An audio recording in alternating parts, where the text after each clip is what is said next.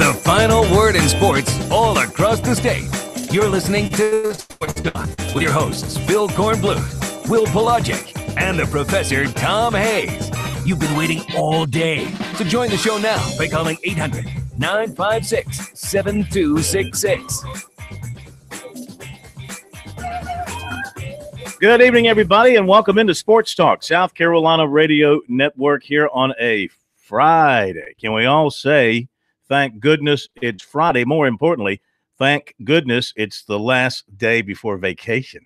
That sounds really good. Is there an acronym for that? Let's see. TG, thank goodness. TGIIBV. Thank goodness it's, no, whatever. It's the last day before vacation. Phil Kornbluth, Professor Tom Hayes. Will Pelagic's already on vacation. He'll be back on Monday, 800-956-7266. So since this is my last time with you for a couple of weeks, when I come back, we'll be at SC Media Days and diving into football. Want to get your thoughts here pre-July 4th. You know, July 4th is sort of that starting line for football. People start to really get excited about the football season when they come back from July 4th. Say what? I say you get an itch for it. Yeah, well, we've got an itch all year round, but it turns into a rash after July 4th. So what are you feeling out there, over, under? Now, you've heard the predictions of a lot of people. You're starting to read the magazines. You're seeing, you know, this guy being selected for this and this guy being selected for that, da-da-da-da. So your true feeling, over, under. We've seen the odds come out for South Carolina and Clemson. True feeling, over, under wins for both teams tonight. 800-956-7266. I mean, with Clemson, the bar has to be set very high. When you look at their team, you look at their recent history, the bar has to be set very high.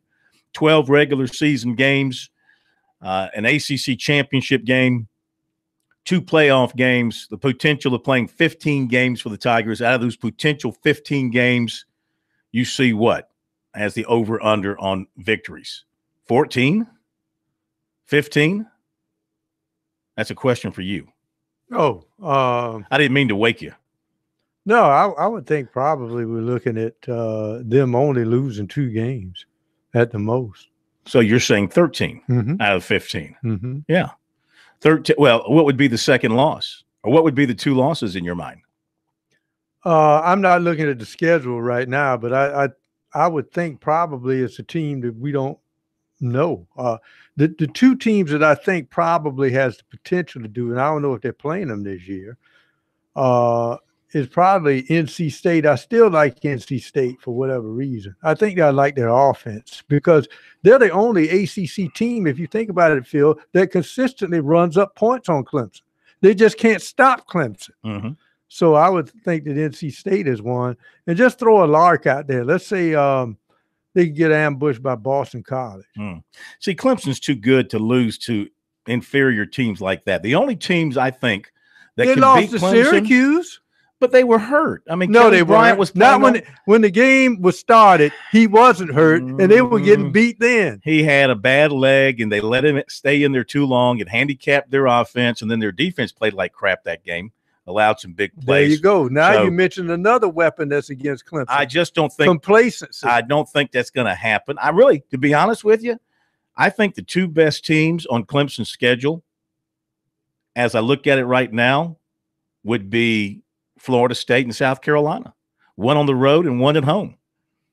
Tell me somebody else on their schedule that you would say is better than South Carolina looking at it right now. Gamecocks have to play in Death Valley. Huh? 800-956-7266. South Carolina State is still a question mark to me. Well, I mean, new coaching staff. Yeah, but they got 2 quality quarterbacks. You know, Blackman, who stepped in for Francois when he got hurt, did a really nice job. So, I mean, they are set at quarterback. They've got very good running backs, another good group of receivers. I think Florida State's going to be quality this year. Maybe they got a little complacent under Jimbo, and maybe this new guy here is going to bring some spark to him. His offense at South Florida was outstanding, as you might recall. Now, the Gamecocks, project them for 15 games, let's just say, in a great world for South Carolina. Over under for them, well, they wouldn't, depending on how many wins you think they might have, you really wouldn't factor in 15. But, I mean, do you think the Gamecocks over-under would be 10? Can they win 10 out of 12 and then maybe get into the SEC championship game? With one of those losses would be to Clemson, maybe one in league play, 10-2 in the regular season. Play for the SEC championship, win the East, beat Georgia, win the East, play for the SEC championship. First, you got to figure out how many losses you can have and still win the East. Well, I think if you get through with just one, you're going to win the East. Yeah, you'll win the East. Mm-hmm. 2 at the most, depending on, say, you and Georgia tie at 6-2 and you got the tiebreaker because you beat Georgia in Williams-Brice Stadium. Sure. I just look at South Carolina's schedule this year from an SEC standpoint as being perfect. Perfect. 3 what should be winnable road games, if not all 4. None of the 4 SEC road games this year should make South Carolina hold its breath. Vandy, Kentucky, Ole Miss, and Florida. They could win all 4 of those games. They could win all 4 of those games, but again, from the neck up, you're almost thinking, wait a minute. First, they got to find that voodoo doll that Kentucky has with sticking pins in their doll. So that's one team, for whatever reason, has South Carolina's number. But I agree with you. Their offense is just potentially too potent for Kentucky to steal them this time. I think so. So you win. Let's just say they sweep the 4 road games. Now the home schedule, tougher. Georgia, Texas A&M, Tennessee, and Missouri. Now, Missouri scares me a little bit. I mean, their quarterback, he can put some points on the board. There's no question about it. And their defense will let the other team come right back. And that's true. Put points on. They had that kind of a team They'll last have year. a track meet. But you look at the 4 home games. Look, I'm not going to say 4-0 on the road. That's too much to ask for. But say you go 3-1 on the road and you go no worse than 3-1 at home, 6-2. That might get you a championship in the East. 7-1 would certainly get you a championship in the East. Win your other 3 games, and then you go to Clemson with maybe 1 loss, 2 at the most. Yeah, I would put the over-under on South Carolina at 10. And I'm not drinking the spiked Kool-Aid here for the Gamecocks. I look at this team, and I see a good offensive line. I see some of the best offensive weapons they've had as a collection of talent in a number of years. A veteran quarterback who should know everything that's going on the field, should not be fooled by any defensive formation, should be able to change plays at the line, run the RPOs and all that kind of stuff with the ability to run, and also a very good arm, who's played in some tough games and won some tough games. I see a defense much improved. I see quality players coming in to help out in the secondary, make them much improved back there. Kicking game, punting is fine. Place kicking will be to be determined. They got 3 guys that will compete in the fall, and you hope one of them can emerge and have a strong enough leg and an accurate enough leg to be a winner for you. So, Clemson, over under, when you think about 15 games for Clemson, I got to put it at 14. Got to give them a little wiggle room there. South Carolina, I'm thinking more of a 12-game schedule. I'll put the over-under at 10. 800-956-7266. I know that's thinking pretty highly of the 2 teams, but I think we should think that way about South Carolina and Clemson. Coming up on our program tonight, of course, last night, the national championship baseball game, kind of a dud, no drama. It's what happens when you have a guy get out there and shut you down. A freshman goes out there, throws a 2-hitter. He wins 4 games in the CWS. Was he like Michael Roth? Was his performance kind of like what Michael Roth did out there? Impressive. And so Oregon State wins its 3rd championship. And Arkansas, I mean, maybe they'll be like Central Florida. They're going to call themselves national champions because they would have been if they'd have caught that pop foul ball. Like Central Florida claims to be a national champion even though they didn't make the playoff. Arkansas can claim to be a national championship except for not catching that foul ball. Well, Oklahoma says that they're the national championship if they call the 3rd strike on Jackie Bradley. Yes, I think you're right. Good eyes by Jackie Bradley back then. All right, we'll be right back.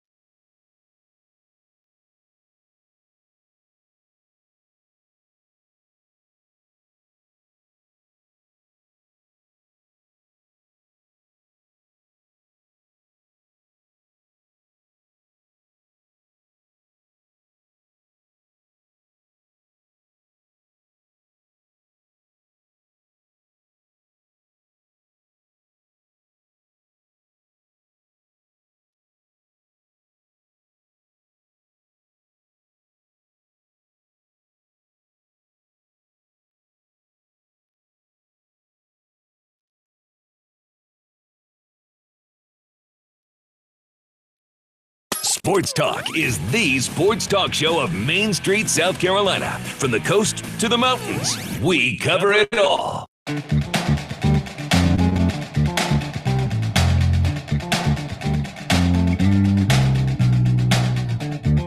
Okay, we're back at Sports Talk. Hope you've had a great Friday heading into the weekend. I guess this kind of feels like a holiday weekend with July 4th coming up on Wednesday.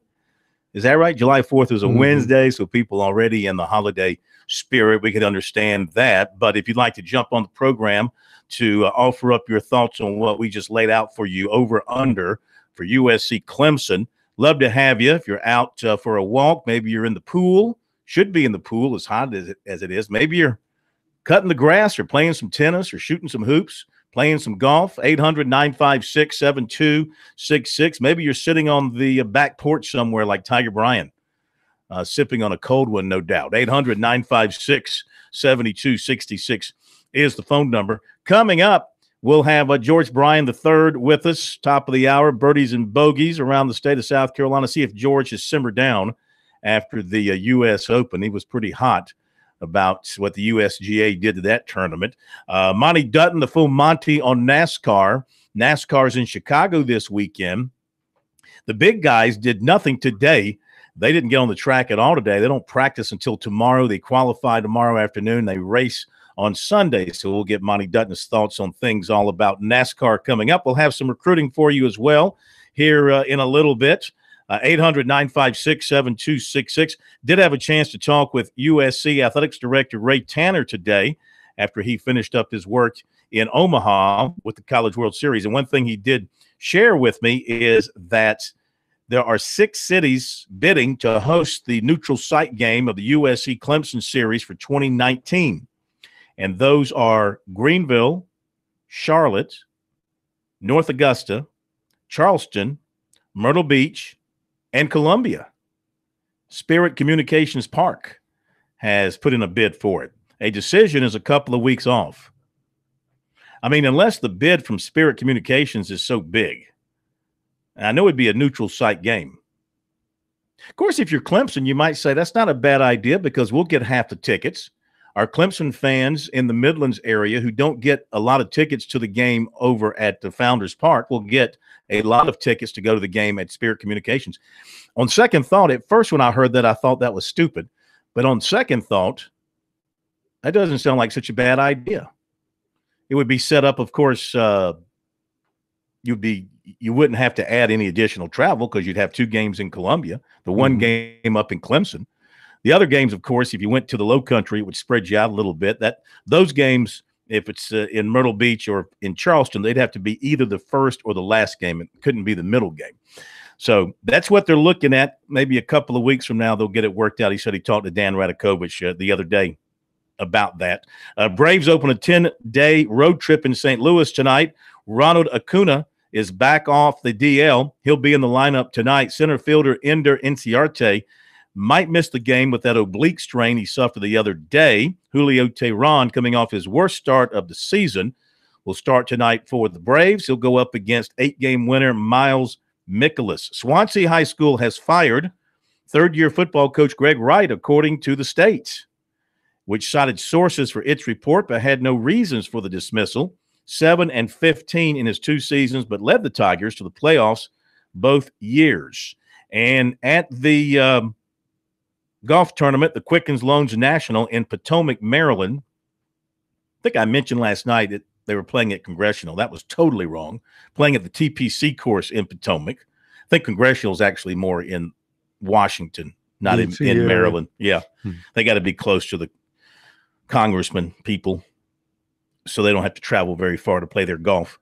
Bo Hostler, Brian Gay at 9 under par. Share the lead. Tiger Woods, a good day, 5 under for him, a 65. And we'll update the locals here in a little bit when George joins us. 800-956-7266. Let's hit the phone lines here for a couple of minutes. Over, under on USC Clemson wins for the coming season. You've heard what we've had to say. Do you agree, disagree? What's your take on that? Anything else you want to talk about really related to football? Want to really gear it up towards football now as we head into the month of July. You can taste it. You can smell it. You can feel it. the football season, the pigskin flying through the air, not too far off. Let's go to Glenn in North Charleston. Get us rolling tonight. Yeah. Hello, Glenn. How are you? Hey, guys. How y'all? Good. I just feel like it get cooler at the same time. It'd be great early. It ain't going to happen. You know, you're in Charleston, so. But, you know, who knows what September to bring, right? You never know what's going to happen. Heat. It will be hot in September. Yeah, that South Carolina-Georgia game at what, 3:30 on CBS? It's going to be brutal. Yes. Inside the cockpit. Brutal. Turn up the heat. Turn up the heat inside the cockpit. I think SEC will be in our belt, South Carolina Gamecocks. I think they'll get the SEC championship this year. So you got them winning the championship. You mean like winning the championship, going to Atlanta and beating the team from the West? That's right. Yeah. All right. Now you might have the Gamecocks in the playoffs if that's the case. It's our turn. It's our turn. We had our chance with I forgot his name now. He's been gone so long with oh Lord. Steve Spurrier, Steven Garcia. Yeah, Spurrier. But it's our turn. Him. Yeah, him. There you go, him. Yeah. But I swear it's our turn now. Let's let Will see what he could do. Well, you know, it's interesting you say it's your turn, but as I can remember, even though they became a power under Spurrier and had some success before Spurrier, what did it take Florida 20-something years to win their first SEC title? It's not that easy. Yeah, but once he won one, he piled on what, 6 others? He won 7 SEC championships, I believe. Yeah. One of the best comments he ever made was when he was getting back into college coaching. He was leaving the Redskins, and Florida was looking for a coach at the same time as South Carolina was. Might have even been the year before. And the word was that they had a new president at Florida. Word was he wanted that Spurrier would be interested. And the president said, well, we'll be happy to interview Coach Spurrier. His response was, interview? My resume, look in your trophy case. Here's my resume. There's a resume. To Mark and Aiken, we go next here on Sports Talk. Hey, Mark, how are you?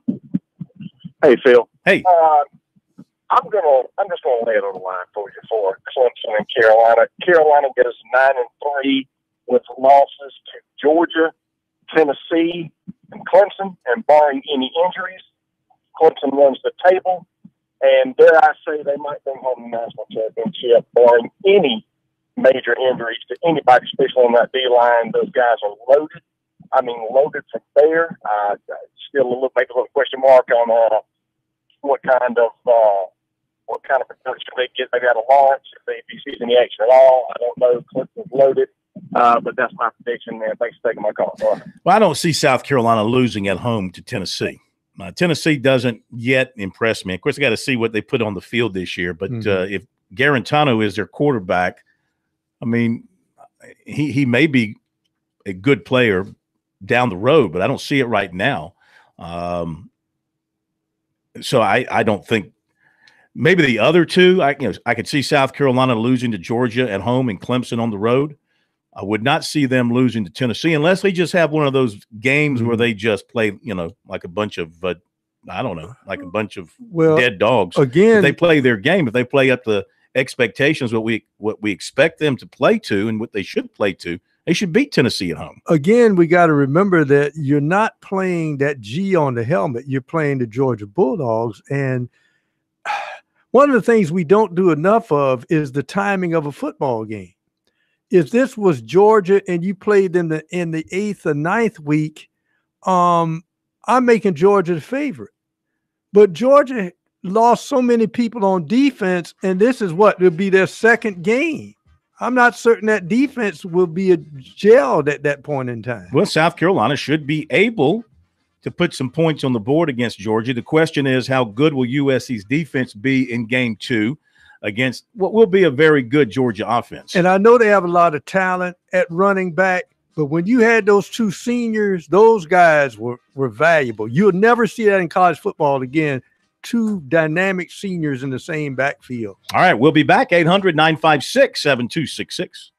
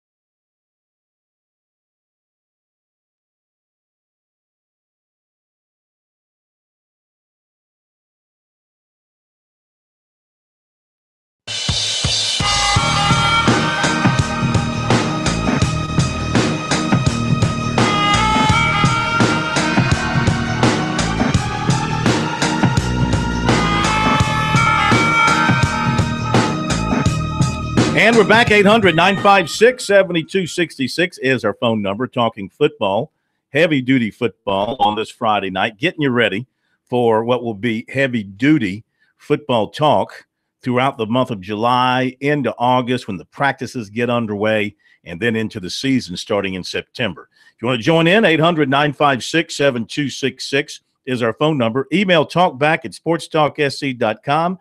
And on Twitter, we are at SportsTalkSC. Don't forget, if you miss our show live, you can go back to our website and see the saved feed of it each night. Our Periscope is saved on the website. Also, our YouTube channel has it for you as well, so no reason to ever miss an edition of Sports Talk. Hey, this is big. For a limited time, Founders Federal Credit Union's 5-year certificate is at its highest rate. Don't miss your chance. Visit foundersfcu.com or get by an office to apply. All right, so we've set our standards pretty high for USC and Clemson this coming season, I think for legitimate reasons. Both teams have a plethora of quality players in the right positions. Now, of course, injuries can change everything, bad breaks, a bad bounce of the ball here or there, but you got to put yourself in position where that sort of thing doesn't cause you to lose a game that you should ordinarily win. So South Carolina certainly has to develop some depth along the defensive front. That's a big concern for them. They've got to get bigger in the defensive interior. They think that they have done that with Javon Kinlaw, who could have an all-SEC kind of season with the way he came on last year, and that would be a big help for them there. Got to replace Sky Moore at linebacker, but I think that T.J. Brunson is going to be in a position to make up for a lot of those tackles that Sky Moore took with him. I think T.J. Brunson is going to have a big year. And then in the secondary, the Charleston situation could be resolved here in the next couple of weeks. From what I'm told, they're still going through it, investigating it, trying to piece it all together. The woman in the case, I think she tweeted out earlier this week that he had nothing, that the claims against him, whatever the accusations, aren't accurate, that he didn't do anything to her, et cetera, et cetera. So that situation could get resolved here before too much longer. Not that he's going to be, the absolute answer back there, because he's a transfer walk-on who got a scholarship. They maybe will have better players moving in who in time will take over that position in safety. Just going to have to wait and see what happens there. But my point is, I think their secondary, with the players they've added in the last year and the players they have coming in, especially the guys who came in early and got work in the spring. I look for a guy like Israel Mukuamu to have a immediate impact at cornerback. With his length, he could be helpful in a number of different ways. Well, the key point is normally South Carolina plays a lot of close games, and you got to be able to be up to snuff in the fourth quarter. And I think probably the defensive backs, they early on, because of the lack of depth in the first couple of years of Muschamp, they were pretty much working on fumes in the fourth quarter, and you just had your fingers crossed if you were a South Carolina fan, could these guys hold up? Which is one of the reasons I think they tried to run the football a lot in the second half to give those guys a break. I think now they've got some depth where they will be fresh in the fourth quarter. I would think so. And then you look at Clemson, of course. Where do you see a shortage for the Tigers? You look at this team across the board. Where do you see them, if anywhere, being short personnel-wise? I think it would have to be, one of their concerns has to be in the secondary. Mm-hmm. That seems to be the area coming out of spring where they still feel like they need some development, they need some help, maybe in particular back in the safety position. But as long as they got – the one thing about Clemson is their defensive line puts a lot of erasers on that pencil. If there's a mistake made in the secondary – hey, the guy's wide open. Yes, but check where the quarterback is. He's lying on his back. So their secondary is helped out a whole lot by those guys up front. Yeah. They put the pressure on the quarterback. Quarterback can't get comfortable in the pocket because those defensive guys are so good up front, and the pressure coming off the edge as well will make it rough on any quarterback. So that's certainly a positive for Clemson there. When you look at Clemson's lineup, I mean, there really isn't an area that you would have great concern about. Place kicking, maybe a little bit of concern there as you got one guy coming off a knee injury. The punting situation seems to be in pretty good shape. So special teams should be okay. And the way they're doing special teams now, I mean, with the kickers driving it into the end zone and more of these rules, having players not able to return kicks, that's becoming basically getting phased out of the game here over time from that standpoint. Yeah, hard to pick out any particular weakness in the Clemson team, offense or defense. I think people are going to be wanting to see what happens at quarterback. Is Kelly Bryant going to forget about what happened in the Alabama game and get back to where he was in the ACC championship game and before that and play at that level? You can't pin the whole Alabama loss on Kelly Bryant by any means. As you recall, he had several drop passes in that game. He had a deflected pass that was intercepted. It was Alabama's night. They played like Alabama, and they took Clemson out of its game offensively, and they made them look rattled at times. But, prior to that, Kelly Bryant looked like a quarterback who was in complete control of what he was doing out on the field. Clemson took something that belongs to Alabama, or the way the Crimson Tide believes it, and they were ticked off in that game. Here's a team that we thought Corn was sitting on the razor's edge of maybe the committee leaving them out. And then they got the chance to play Clemson again, the team that beat them in the last second. They wanted them. I'm not so certain that Aaron Rodgers back there wouldn't have felt the heat from that Alabama line that night, because Clemson took something that they thought belonged to them. Yeah, Alabama was certainly primed for the Tigers, but you know what? If it's reversed this year, Clemson will have the revenge factor on its shoulder, and the Tigers, that might be an edge for them. A lot of people think we're going to see at some point in time another Clemson-Alabama matchup in the postseason. Well, the big key to me is something very subtle, because when you're as good as Clemson, you got to watch the subtle things that'll get you beat. And they have to be more proficient at blitz pickup. There's no doubt in my mind that those running backs have a lot of talent running the football.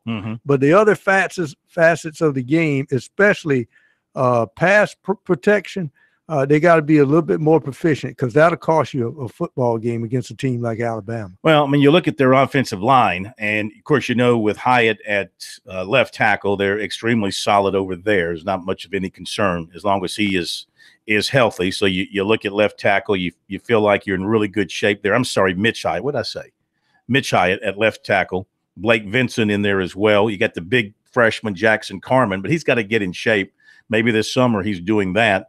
Left guard is going to be John Simpson, who has played in a reserve role for the most part. I think he's got maybe a start or two in his career, but he looks to be the left tackle out of Fort Dorchester. Very good player coming out of Charleston.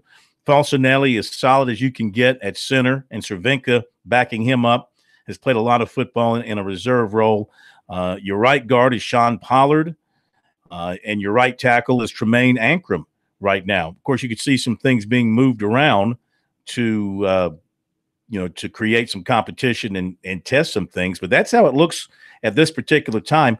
All of those guys have played a good amount of football for Clemson. Pollard, of course, started a good bit at right tackle.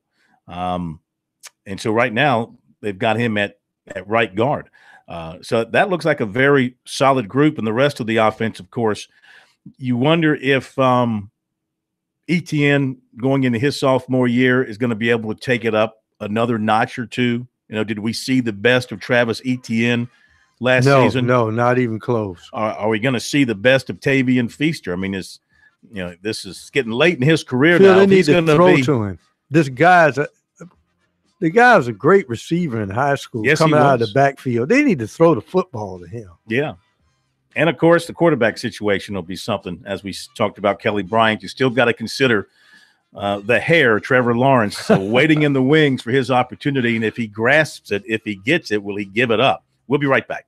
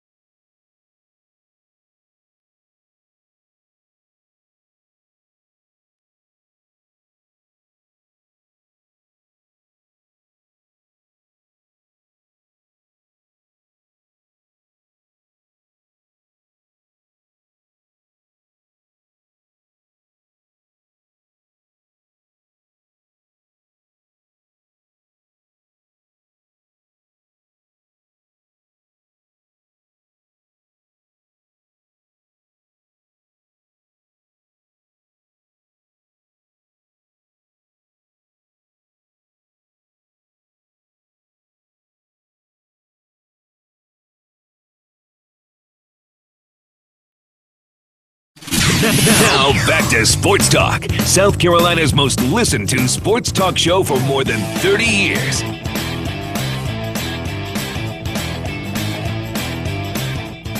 Hope you're having a great Friday afternoon, early evening. Thank you for joining us here on Sports Talk across the state of South Carolina as we come to you from our studios in downtown Columbia on Main Street, because we are the sports talk show of Main Street, South Carolina, from the coast to the mountains and every point in between. 800-956-7266 is the phone number if you'd like to join in. We've been talking a lot of football here, get you in the mood for college football. I know right now your mind's on July 4th, firecrackers and things of that nature. Don't you love our state? In our state, you can go buy real firecrackers and you can go and shoot off real firecrackers. But you cross the border into North Carolina, you know all you can buy? Sparklers. You can't buy real firecrackers in North Carolina. Some people, well, you can and you can't. No, you can't. Unless you come into South Carolina. That's what I'm saying. But if you go back into North Carolina, that's against the law. If they catch you, it's a misdemeanor. Yeah, but there's a lot of wood you can hide in. Have you ever had a firecracker go off in your hand? Yes. Very near it. Yes. It hurts like heck. It hurts like heck. Leaves a ringing in your fingers. Yeah, the vibration is not fun. Not fun. I don't advise that for anybody. I mean, if you're going to do the firecrackers and all that, I mean, first of all, let an adult do it. And then, like, set it on the ground and then run like heck to get away from it. Yeah, you kind of and we used to do crazy things like, maybe I shouldn't say that. Maybe some children listening, I give my idea. Yeah, don't give me any ideas. I won't give them any ideas, but just let's say we put them in some strange things to light them, which is very interesting. What do you mean strange, like bottles and stuff? Yeah, like a Coke bottle. I mean, my favorite, the bottle rockets are fun. Mm-hmm. Bottle rockets are fun, especially the little individual bottle rocket. I mean, you put them in a Coke bottle, you light it, you run, it takes off, it leaves a bunch of smoke in the Coke bottle. You know what I'm talking about? Tell you what I really like to do is be at the beach and be on a dock and take a one of those rockets and you shoot it into the bay, into the inlet or whatever. Oh, yeah. And I mean, I guess they're so tightly wrapped, the powder stays dry as the fuse is burning, and it will go under the water and poof and light up. Maybe some fish will swallow it, and you'll see his guts fly out of the water. But you remember they told you never to get those Roman candles. Yeah, light them and keep them in your hand. No, don't do that. That's stupid. But we did that all the time. Hold it up and let them. Well, you're asking off to get burned. No, not if you have gloves on. So there you go, giving people ideas. Now here's the funny thing. No, I'm thinking of back for what interview he did when he came back from overseas playing basketball. I think it was Ryan Stack said this, and he was saying, "Man, they got some crazy fans overseas. Some of these gyms we go into, people bringing Roman candles in the gym, and the other fans out there lighting them up." And shoot them up. They don't care in that direction. They don't care. Well, anyway, just be safe with the fireworks here on July 4th. I saw, as I was riding around Columbia today, I saw the different fireworks stands starting to be erected and getting ready for it. It's big business in South. I wonder how many billions of dollars are made around the state from fireworks sales. You have any idea? I have no earthly idea, but I can tell you this. They thought they would hamstring some of that by saying, remember that you had to have a hard stand or whatever. You just couldn't roll. Well, people started getting the hard stands. And it's funny how, and it was great when I lived in Spartanburg, that you go to these farms that just somehow sit close to the North Carolina border. And the guy would think, I'm selling a lot of my produce or whatever, but I'm going to stick a firecracker right here. And you'd be surprised. I'm way out in the country where you think there's nobody, and the guys on this farm, and he's got his little firecracker stand sitting there because he's sitting only maybe a mile or two from the North Carolina border. Just further evidence of how much more advanced we are as a state compared to North Carolina. Again, well, we had the lottery before they did, right? We've got firecrackers. They don't. Yeah, much more advanced. But we had to get the lottery as protection from Georgia. True. The final baseball rankings are out after last night's national championship game. Of course, Oregon State and Arkansas are 1-2. Baseball America ranked USC 16, Clemson 19, and Coastal Carolina 24. Perfect Game ranked Clemson 12, USC 23. Collegiate baseball had USC at 12, Clemson at 17, and Coastal Carolina at 28. And D1 baseball has USC at 14 and Clemson 20. I'd hate to see if South Carolina had lost all those midweek games where they have them ranked. Well, they only finished with 37 wins, but exactly. They just got so hot late, and they made that run to the Super, and that's what impresses these guys. Clemson won, was it 46 games? Mm-hmm. Yeah, and the Gamecocks finished ahead of them in each of these polls except for one. Go figure. All right, let's give you the recruiting report for tonight as we take you into the weekend with some recruiting information. Defensive lineman Jaquez Sarles, Largo, Florida. You know, he was a kind of a Florida fan and knew about Will Muschamp and all when Muschamp was at Florida, of course. In fact, at one time he was committed to Florida. That would have been in the previous administration at Florida. Mm-hmm. But he decommitted on New Year's Eve. He opened things back up. But now Muschamp and company have a good shot at him. He says he's been building a relationship with the coaches and talking about how they'll use him in their scheme and planning his next visit, adding that visit will likely be official for the Georgia game, though he might be back in July for an unofficial visit. He said he hears from USC about 2 to 3 times a week. Alabama, Texas A&M, Florida State are 3 others, he said, have been recruiting him pretty hard. He's not claiming a favorite. Gamecocks are in that neighborhood. He said, quote, South Carolina is a top school for me. He says, quote, I've only got a certain amount of time to make my decision. As of now, they are in good shape, is how he put it. Last season, he had 54 tackles with 7 sacks. He plans to sign and graduate early. Clemson offered defensive end Jaden McKenzie of Wake Forest, North Carolina, the same school the Tigers pulled out defensive tackle Dexter Lawrence a couple of years ago. USC has also offered him, plus Tennessee, North Carolina, Duke, East Carolina, Central Florida, Memphis, and Georgia State. USC target athlete Jalen McCullough tweeted out that he's got an announcement on August 17th. We're presuming that means a commitment announcement. He is a Final Four of USC, Tennessee, Alabama, and Auburn. Clemson made the short list of 15. That's a short list of 15. I mean, he could have made it a short list of 30, but it's a short list of 15. This is with 2020 defensive end Brian Bressie of Damascus, Maryland. You want to hear the other ones? Go ahead. Maryland, Michigan, Alabama, Ohio State, Oklahoma, Notre Dame, Texas A&M, Wisconsin, Penn State, Southern Cal, Virginia Tech, LSU, Florida, and Georgia. 2020 defensive lineman Trey Williams of Washington has Clemson in his top 10. You want to hear those? No. Penn State, Tennessee, Michigan, Virginia Tech, Florida, Texas A&M, Ohio State, Alabama, and Georgia. 2020 receiver Jalen Coit of Cheraw, or some might say Cheraw. A good friend, George, there in Cheraw would get us straight on that. He was offered by Kansas. Spring Valley running back, defensive back Anthony Wilson committed to Wofford. Basketball, Clemson offered 6'1" Alamir Dawes, Newark, New Jersey. This according to Prep Circuit. Other listed offers for him are Seton Hall, DePaul, Minnesota, Rutgers, and LaSalle. And 6'1" Trey Jackson of Blythewood was offered by Murray State. You got anything else you want to add? No. When's the last time you actually had a recruiting note to add? I think I did. 1987? No, a few weeks ago when something you overlooked and I mentioned it. I'm glad you did that. But I will say this suggestion to young people, at most start off with 5 schools and then just narrow it down to 3 visits and then decide. I mean, there's 20 schools. Come on. Well, they think that we want to know. And I guess we do want to know because we put it out there when they put it on Twitter. That's how it works. All right, top of the hour break. We'll be back.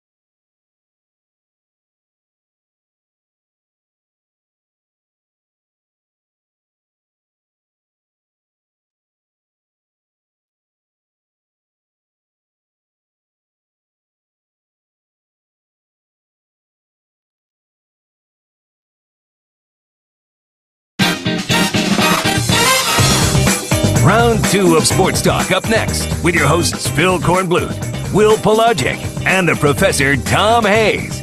Don't leave us hanging. Join the show, 800-956-7266.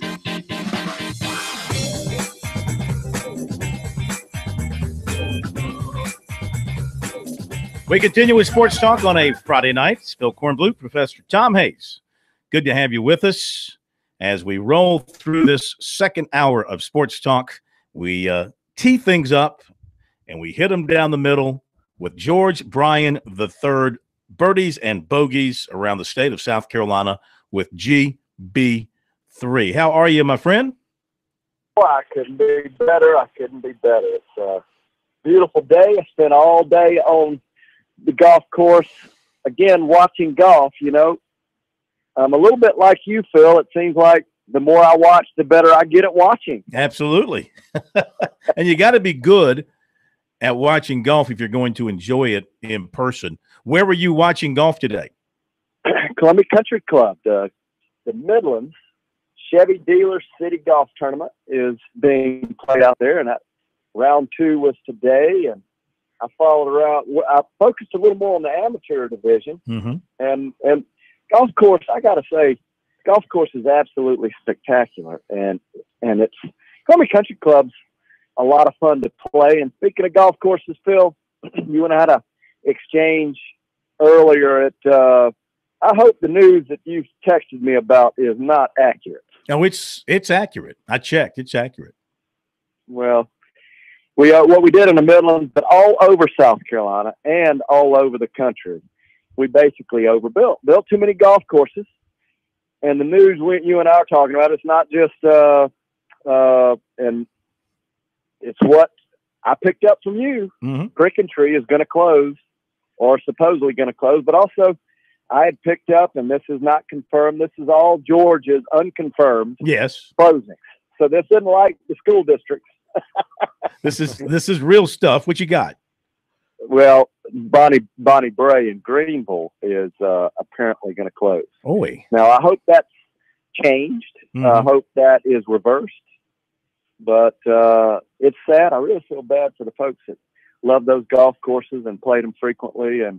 But the real heartbreaking truth of the matter is we just way overbuilt starting in the early 90s.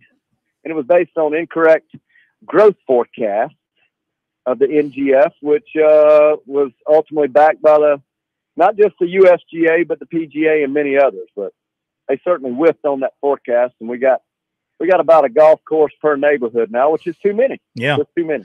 Do you think, like in the case of Cricketry, which is built inside a neighborhood out in the northeast part of Columbia, Blythewood, I guess, would be the locale. It's way on out there. And I mean, that was the place where Grant Bennett took over and had his sons working there. And at one time had that course as nice as any course that you'd find in South Carolina. It's been a little while since I've been out there. I'm going to try and play when I get back from my little trip. I'm going to try and get out there next week. George, maybe I'll ring you up and we can get out there on the weekend or something before they take up the balls and cleats for the last time. But that's such a beautiful course in its day, a very difficult golf course. But is the price and the expense of playing golf beyond the reach of too many people these days? They just don't have the time or the money to put the effort into it to be able to play the game at an enjoyable level? Well, the Boston Research Group did a great study over a couple of years, and it was published. It's now 7 or 8 years old, but it's still current. It's what I'm on the front lines every single day. Too much time. It takes too much time to play. And to your point of Cricketry being it's a handful. It's a tough golf course, but that one is still fun to play. It's a little bit like Camden Country Club and Palmetto, the older clubs. The Cricketry is not in that style of architect. Yeah, but it is still a fun. It's a hard golf course, but still fun to play. Some of these new modern monsters, where carries and there's water and bunkers 50 feet deep, they're not any fun to play, and they take a lot of time. But the time is the biggest factor, and then they're just too hard to play, no fun. And that kind of kicks us into that corner. What happened at the USGA, the U.S. Open, a couple of weeks ago now, and they took a great golf course and ruined it with the setup. And I say, Dave, that's the USGA. Yeah. And had I'm glad that I couldn't go on the air last Friday night, Phil, because I was spewing. I probably got out over my skis a little bit, but the players were still, and I was in the locker room. I'm not going to mention names, right? And of course, when I go in this direction, it's all questionable and hearsay. That's all right. I heard it with my own ears, and the players were absolutely beside me. Well, George, did it give you any solace that you heard officials actually go on the record and say they probably did something wrong? I mean, they admitted, we made some mistakes. Sometimes you don't hear them admit that. Hey, the USGA in particular never admits that, and it did help out some. But now what I'm curious about is what are they going to do about it? This kind of thing going on 2010, I think it was 10, Chambers Bay. They just abused the amateurs with the course set up there, and I thought it was. I mean, these amateurs, they practice hard. For many of them, they'll never play another U.S. amateur, and it was not even golf. I mean, it really wasn't even golf, and they changed the golf course from the U.S. Amateur to the U.S. Open. The other thing I don't like what the USGA does, they use the U.S. Amateurs as a practice ground, which they take it to the edge and for the most part just beat up the amateurs to prepare it for the pros. And look what anyway. Yeah. Is Carnoustie going to be any better for the British Open? Well, Carnoustie's pure, man. That's old style. Those golf courses are built by hand shovels and mules. I mean, you can't help what's out there, and those are just great golf courses. So, my guess is that's a hard golf course, but you won't hear the players go on about that golf course as they did Shinnecock. Yeah. It's a fair hard as far, and golf is not meant to be fair. I'm not saying that it should be. The setup, though, I think it should be within reason, and it was completely unreasonable at Shinnecock, and they knew it. They knew it on Tuesday. All right, let me update the leaderboard from the Quicken Loans National. Bo Hostler, Ryan Armour, Brian Gay, they're all at 9 under. Francesco Molinari, he's at 8 under. Billy Horschel is at 8 under. And as far as our locals, not a lot of locals in this one.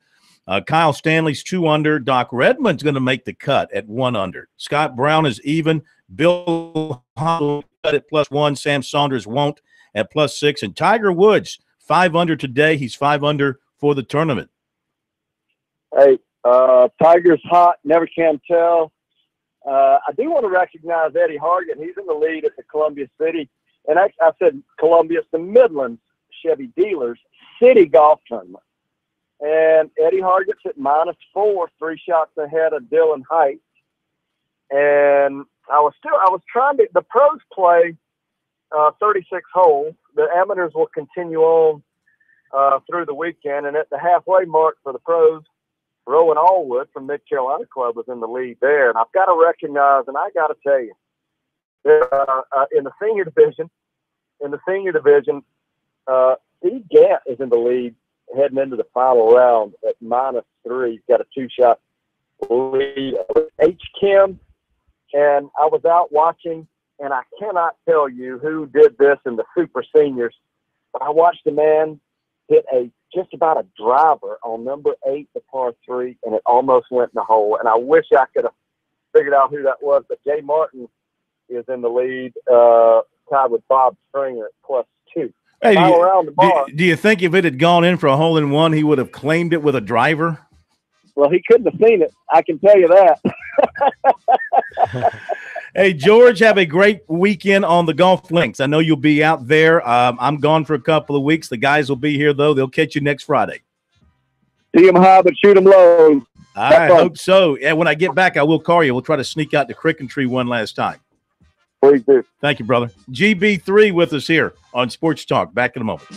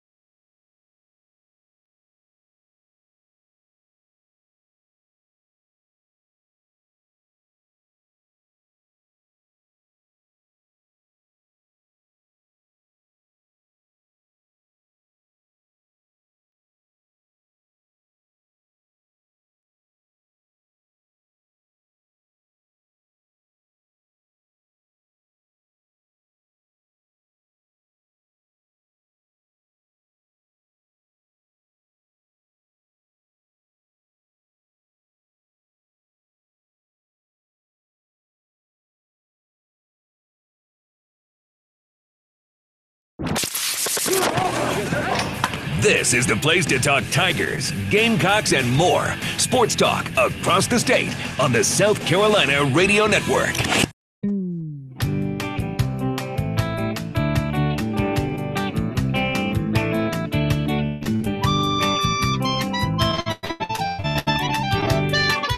Back we are, Sports Talk, South Carolina Radio Network, here on this Friday night heading into the weekend. Great time to get away, and whether you need a quick getaway or relaxing stay at a beach resorts, a vacation loan from Founders Federal Credit Union can make it happen. Apply online at foundersfcu.com/vacation. Not a Founders member? Visit Relax, join founders.com to see if you qualify for membership. All right. If you want to join us, 800-956-7266. We actually have some football on in our studio. Little Canadian football. I like watching Canadian football.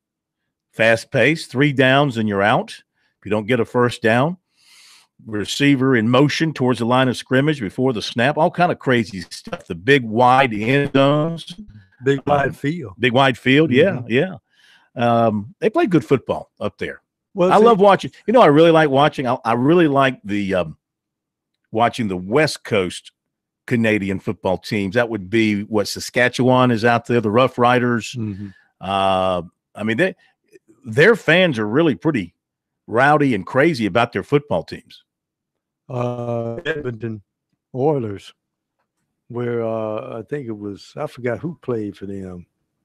Does Vancouver have a football team? They don't have a team per se.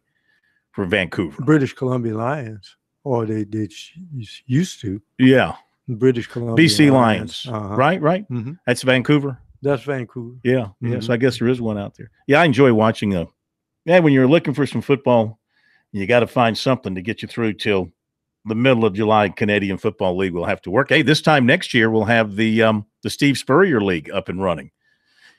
Will it be going on in June and July? Or will it be over by then? Sure, or it might be. I'm not certain. I thought it was interesting to hear. I forgot who we had on, but he was talking about the fact that it looked like they want to throw in a lot of coaches that's out of work, NFL coaches. Mm-hmm. Was that Eli talking to us that day when he said that there was that feeling that they were trying to do? Resurrect some careers? Have coaches who are out of work, they coach in the NFL and have them work in that league. Looks like the next big thing to happen with sports calendar, free agency in the NBA. I know you keep a close watch on that. You've got Not necessarily. You got players right now opting in, opting out of their contracts. Everybody's waiting to see what LeBron's going to do now that he says he is opting out of his contract with the Cavaliers. From what I read, not that we'll spend a whole lot of time on this because this kind of stuff is talked about ad nauseum on the national shows this time of year. But from what I read, that's a good thing for Cleveland. One guy's take, one of the basketball insiders' take was that was a good thing for Cleveland because that means for Cleveland fans, because that means they haven't put together a deal to trade LeBron. So by being in the position that he's in and Cleveland being able to pay him more than anybody else, I guess, as a free agent, it puts them in a better position, and no decision has been made is what this person was getting at. So for fans who were worried that he might opt in to stay with the Cavs, only to see him be traded away to the Lakers for a package of players, that hasn't come to fruition yet. Well, also you got to remember that these guys, because if you're LeBron's ilk, you have so much money that you make from endorsements that some of those guys will take a pay cut if they can bring in a guy that helps them and leave some of that salary out there. Now, I'm not sure if he's in that position. And who's to say who's got the bonus in this fight? Maybe, LeBron's family is saying, we'd like to get out of the cold for a change. Maybe we like a change of scenery. Who knows? And we don't want to go back to South Beach. So there's only one other place they can go. But if you're the team that is willing to make a deal for LeBron, you have to think about this, okay? He's 33 years old. Going to be 34. But he's probably – I know his body's in great shape. He keeps it in great shape and all that kind of stuff. But, I mean, the miles and miles and miles of pounding on the hardwood will catch up with you at some point in time. Do you want to be that club that's, you want to be the Washington, what are they? The Wizards. Do you want to be the Wizards with Michael Jordan, towards the end of his career? What could Michael Jordan do for Washington back then? Not a whole lot. He was still Michael Jordan to some degree, occasional flash here or there, but he wasn't Michael Jordan of Bull fame. LeBron's going to hit that point too. They all do. And so do you want to be that club on the hook for the salary and all that money when you're going to have a player who might be, 75% of his greatness, which is probably better than most teams in the league, but not enough to help you win a championship, probably. No, it'll retard your growth as a team. Well, think about how the Lakers really set themselves back with the max deals they gave to Kobe, and how that handicapped them when it came to trying to sign quality free agents to join him in his last years. And I think that in large part led to where they are today, which is a club that's, been out of the playoffs now, 4 years in a row, I think? I can say this, it's almost inevitable when you look at a team like the Lakers for this fact. Think about it. When is the last team you've seen remain great? When the patriarch, the true owner, dies off and he leaves the toy to his children. His children always break the toy. Of course, in the case of the Lakers now, the Bust children were actively involved in the organization, like the Steinbrenner children. And they're actively involved in tearing that franchise to pieces. You mean the Lakers? Yeah. Well, of course, you had the love affair between Bust's daughter and Phil Jackson. They were a pair. An item. And of course, that added to the drama and everything else around the Laker organization. But you know what? Look, the Lakers, they're a great draw in a great city. You've got Magic running things now, not as the GM, but as the president of operations. Their GM is a former agent with strong ties to the hip hop world as well as to the basketball world to help attract. They're going to get their people here eventually. Well, we'll see. And I like Luke Walton as a coach. I think Luke Walton is a guy that probably relates well to today's basketball. Here's your problem, though. And this albatross will haunt the Lakers to the day they die, and it's bad karma. When you let the logo walk out the door, that was not good. And guess where the logo is now?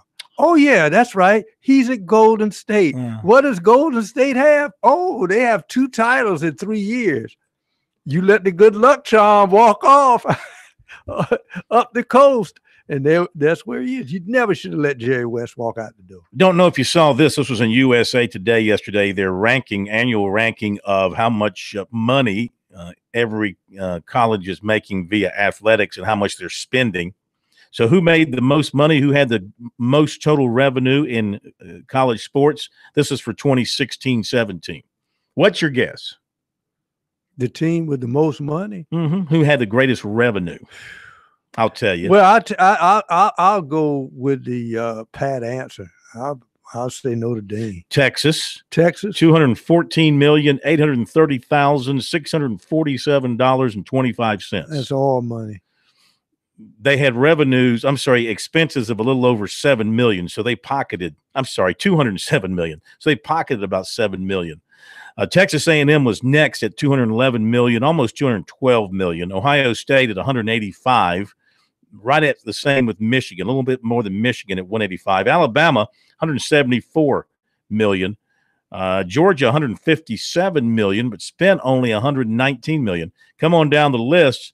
South Carolina, 16th nationally with revenues of $136 million, expenses of $129 million.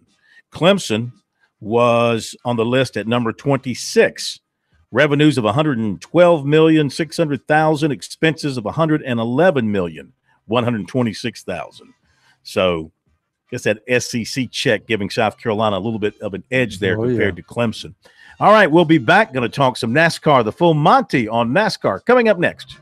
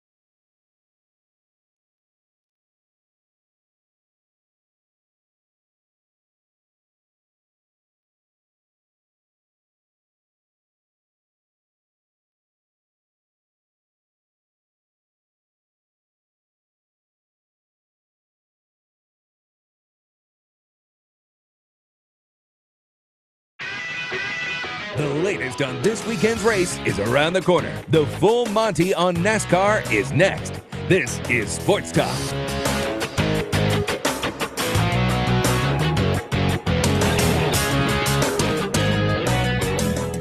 All right, let's head up to Chicago for some racing this weekend at Chicagoland Speedway. We welcome in for the full Monty on NASCAR, Monty Dutton of MontyDutton.com fame. Good to have you with us once again, Monty. And no activity for the Monster Cup cars today. They get on the track for the first time tomorrow with a couple of practices and qualifying and the race on Sunday. So they kind of condense the schedule. Why for this track?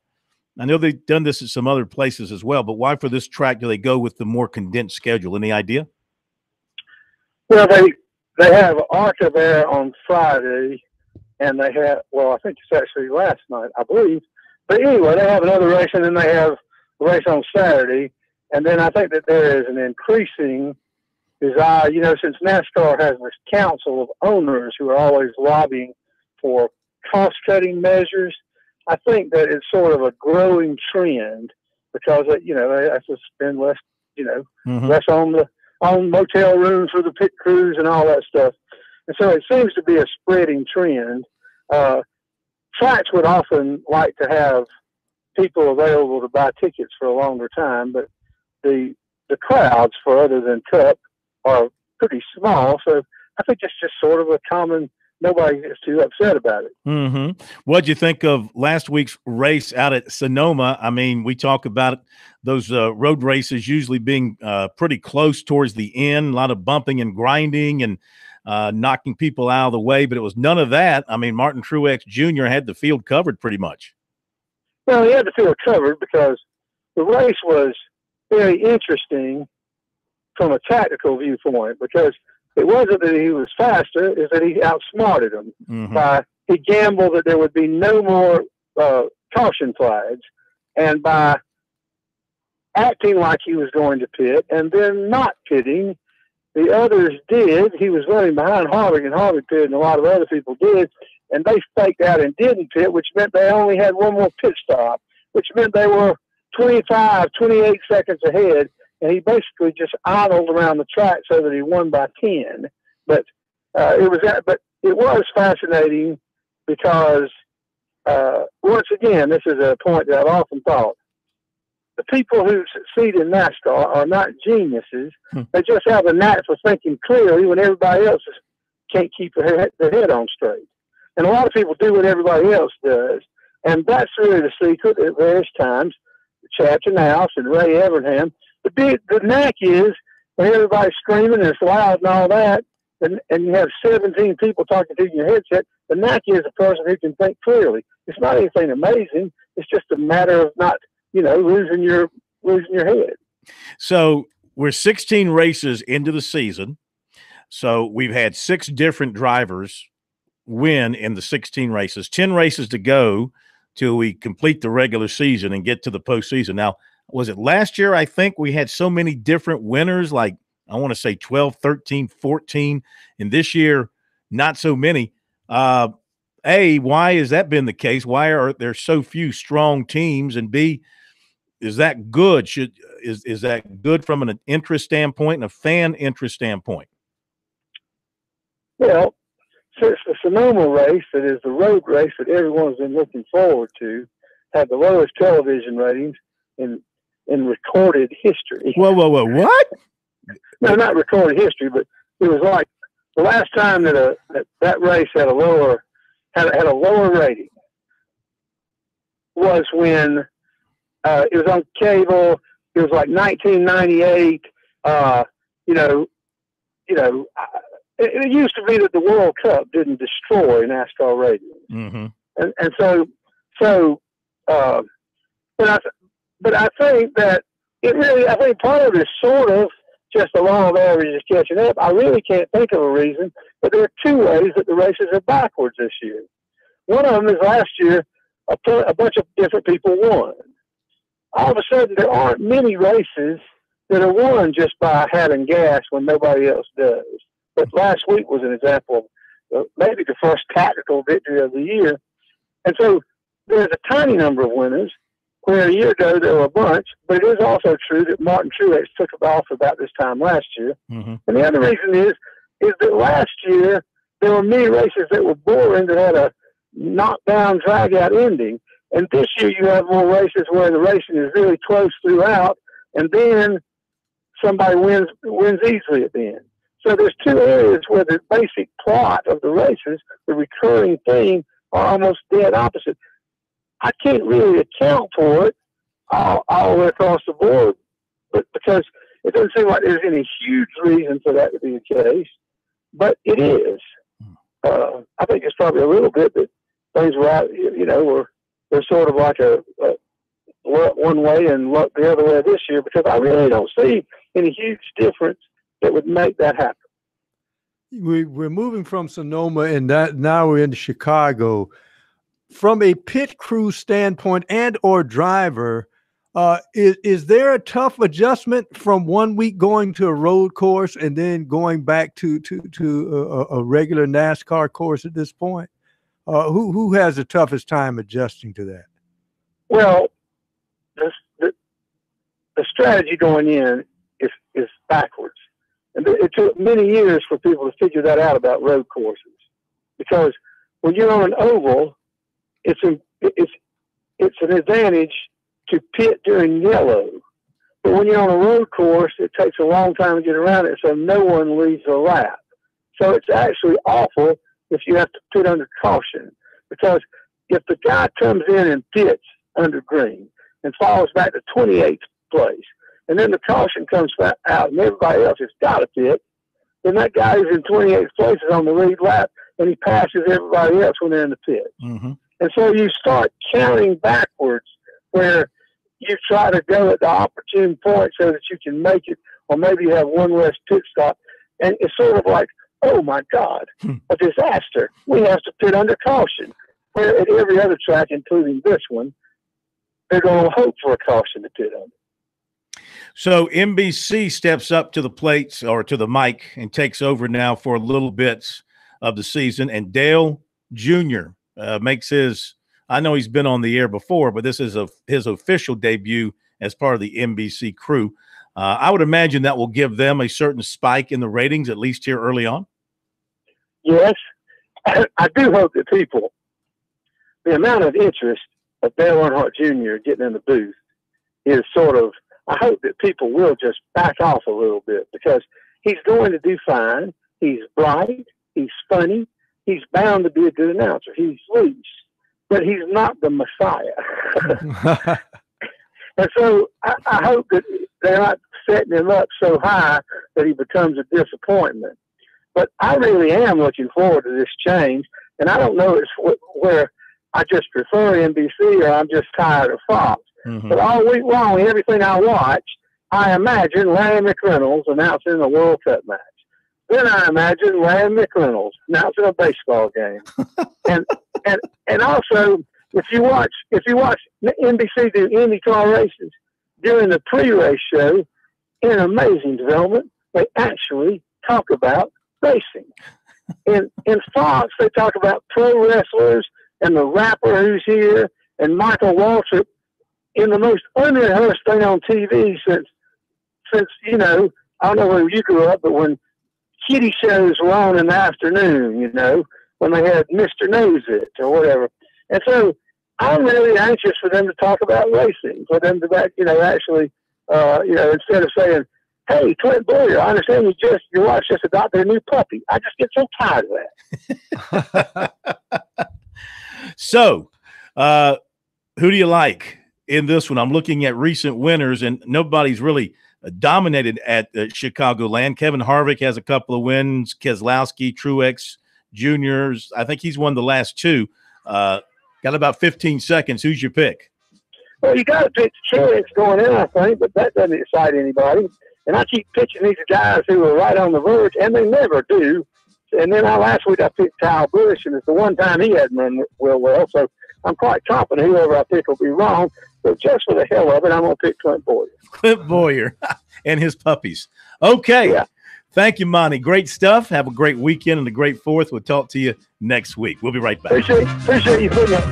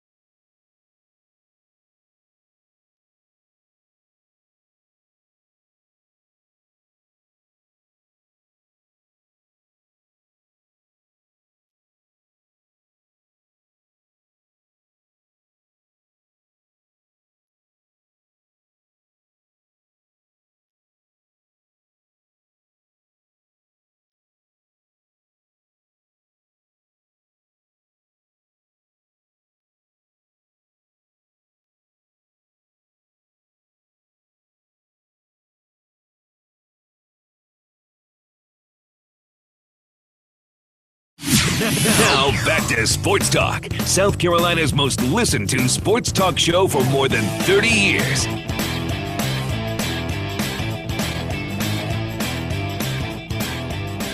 Very happy to report to you that the Yankees have a 1-0 lead on the Red Sox in the third inning at Yankee Stadium.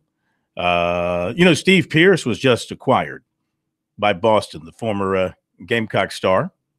Got a base hit in his first at-bat for the Red Sox against the Yankees. Now, he was with Seattle. He was with Toronto. He was with Toronto. And so he joins Boston as if Boston needs another quality bat in that lineup. Let's see. What else did I see? Did I see where former Gamecock Christian Christian Walker, is that right? Walker? Remember, I got that right? Is it Christian Walker? The first baseman? First baseman. Yeah. Did I see where he was called up? I think he was. Check that out. Update some other baseball. In the seventh, Cubs lead Minnesota 8-5. Angels lead Baltimore 1-0 in the third. Washington 7-0 on Philly already in the second. It's Detroit over Toronto 1-0 in the third. Got to be careful how I report this. Did you read the details about why the Tigers pitching coach got fired?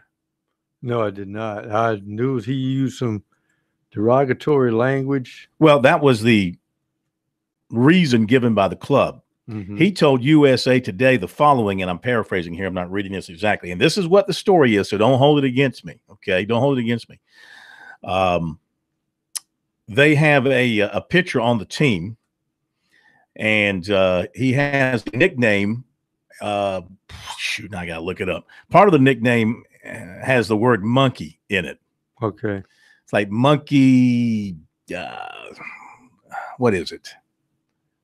I got to look it up so I can complete the story. Hang on a second. D-backs called up Christian Walker. Okay. Mm-hmm. Is he going to be up there tonight? Apparently so, because the story I'm looking at was only posted 6 hours ago. Yeah. Oh, here we go. So the pitching coach, Chris Basio, in sensitive comments toward a team employee, he told USA Today everything was a misunderstanding. However, okay, there's an update on this. According to a new report from The Athletic, his explanation is totally bunk. So he told USA Today, talking about Detroit pitcher Daniel Stumpf, who's white, and he called him he was talking about him and referred to him as a spider monkey while talking with some other coaches. There was a black clubhouse attendant overheard the comment and mistakenly concluded that the comment was directed at him. Okay, that is Basio's story. Okay. The Athletic has since spoken to 4 different sources to dispute Basio's version. From their story, they wrote, Basio called the attendant, who is African-American, a monkey, according to 4 team sources. The remark was directed toward the young man who was collecting towels from the coach's room at the time during a post-game gripe session in which Basio was lamenting about a pitcher. During this exchange, Basio made a derogatory comment about one of the Tigers' pitchers and then gestured toward the attendant before adding, quote, like this monkey here, end quote, the sources said. The attendant pushed back at Basio for the comment, and an additional team employee witnessed the exchange. Basio was provided an opportunity to apologize to the attendant after his outburst, but declined to do so, according to multiple sources. So that does not look good for him. Now, he has had problems with other clubs. Wasn't he cut loose by another club? I don't know. I'd never heard of him until all this happened. Mm-hmm. And the Tigers are really going poorly right now. They've lost, I think, 9 in a row after losing the other day. All right, enough of that. Other scores, Houston and Tampa Bay are scoreless. Milwaukee leads Cincinnati 1-0 in the third. Mets and Miami are scoreless in the third. And that is it for games that are going on right now. And let's see. What else is happening in the sports world this weekend that will have our attention? We've got the race. We've got baseball, the WNBA. No. Tug of war. What else is happening in the sports world that would capture anybody's interest this weekend? Maybe a swim meet here or there, Dancing with the Stars. Anything else? No, not really. There's that game where you kick a ball around, but you can't use your hands. Did you see where? Well, the goaltender can. True. You saw where one of the teams, this is how silly the World Cup is. You saw where one of the teams advanced. They broke a tie because it had fewer yellow and red cards against it. That was a tiebreaker. Sometimes you have to go that route. I mean, it's not like the NFL tiebreaker where a team gets the ball and the other team doesn't. I mean, I don't know which one is sillier. Probably the World Cup. Well, you got tiebreaker is sillier because at least in the NFL, the theory in the NFL is, well, one team gets the ball, but part of our game is defense, and so you've got a chance to stop them and get the team your ball and go down and score and win the game. So, oh my goodness, are you serious? This is past his bedtime. At the last moment, the highlight of the show. This is going to send the ratings skyward. This is my farewell call before I go on vacation. That's why he's calling. He's going to wish me Ladies and gentlemen, we interrupt the final portions of Sports Talk here to bring you the de facto mayor of the city of Charleston, the bad boy by the bay, the ninja of the night, the pontiff of the port city, the queen of the cowboy crybabies, and the man who single-handedly broke the Mark Clark Expressway, causing all those traffic delays in Charleston. It is not Jim Rome. He's too big for us. We have to settle for J. Rome. Are you watching Canadian Football League football tonight, Jerome? No, I'm concentrating on the Yankees Red Sox. You better watch out for that Jackie Bradley because he woke up last night, the other night, and he crushed one. So you can talk all the more about Benson and all the Martinez. Jackie Bradley, his bat is starting to wake up. So watch out for Jackie Bradley. He worries me. He is, right? He is a Yankee killer. I'll give you that. He loves to play against the Yankees. Yeah, and you know how much I love killing Yankees. in baseball, you know that. Who is your baseball team? Have you ever stated your baseball team?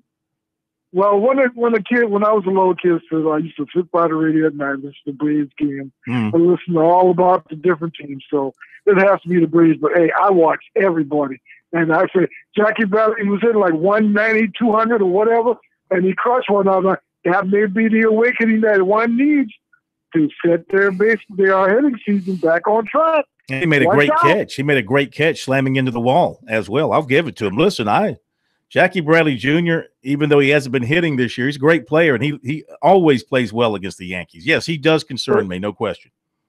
They're going to put the Cardinals and the Braves on tomorrow night. I'm not going to see – they're not going to have the Yankees and the Red Sox. But I just wanted to make you, feel good that you're one of your former guys is he's starting to wake up. So I just wanted to make you feel good. So. Hey, there's two former Gamecocks on that team now, Steve Pierce and Jackie Bradley. And Gamecock fans will adopt the Red Sox.